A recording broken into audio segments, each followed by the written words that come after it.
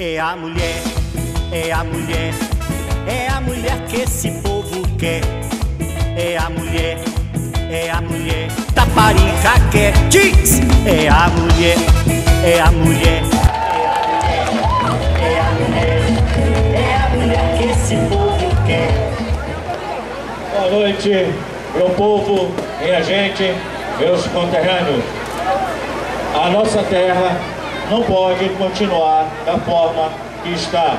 Os nossos jovens precisam de cursos profissionalizantes, precisa de um acesso à faculdade que lhe é negado desde quando foi recusado o convênio com a Universidade Federal, que deveria estar aqui em Taparica, com mais de 50 oficinas para profissionalizar esses jovens, fazendo com eles a inclusão social. São os vigaristas políticos que botam o diploma debaixo do braço, botam o partido debaixo do braço e aparecem em Taparica dizendo que vai desenvolver a política.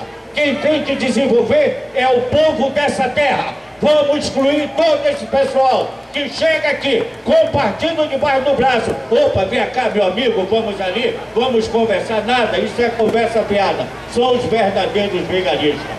E, para melhorar, vamos escutar, porque o tempo é curto, e já ecoou o grito do infinito dizendo que a mulher é mais linda, e é mais linda que o povo quer, e o povo itaparicano tem que lutar por isso e mostrar a sua força e a sua garra.